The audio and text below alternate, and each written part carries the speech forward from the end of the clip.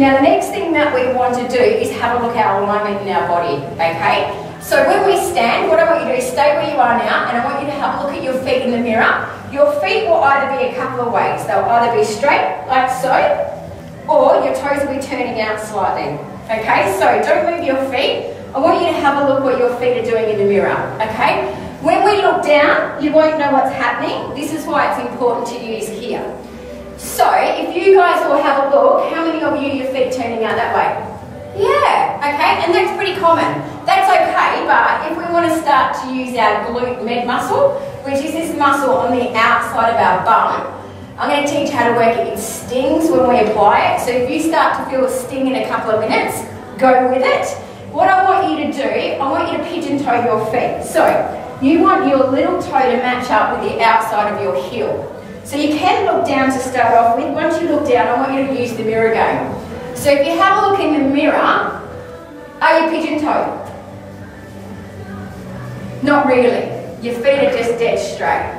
Yep, okay, so to stand there and not look at the mirror, you feel like you're pigeon-toed, but when you look in the mirror, you're in fact not. You've just got pure alignment. So I'm going to explain how that works.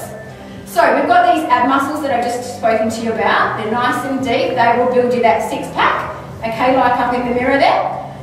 Here, you've got these hip flexor muscles here in the top of the leg. This is what I'm going to show you about next, okay? So this is what we're going to use to run with. Now here, you have ab muscles with hip flexors. Imagine there's a line that runs all the way down to the centre of the knee, to the third toe, and the centre of the heel.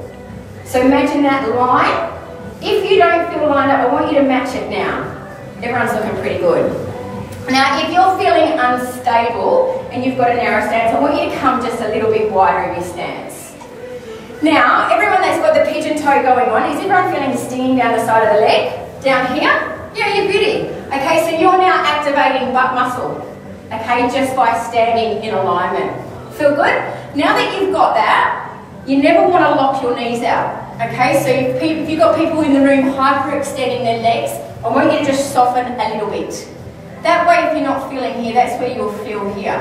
Now, what I want you to do, abs on load, tuck them in, and apply your breath and the abs. And I want you to breathe about 10 times. Now, keep going. What I want you to do, I want you to ground just your big toe. So not your other toes, just your big toe. You ground it, you should feel your inner thigh quad. Now, what I want you to do, keep your weight in your heels and in the big toe and pull up through the arches of the feet. So you're pretty much floating up through your body. Can you feel your butt cheeks clench more?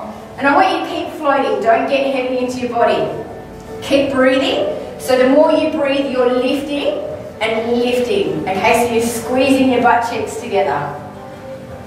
Don't get heavy in your feet.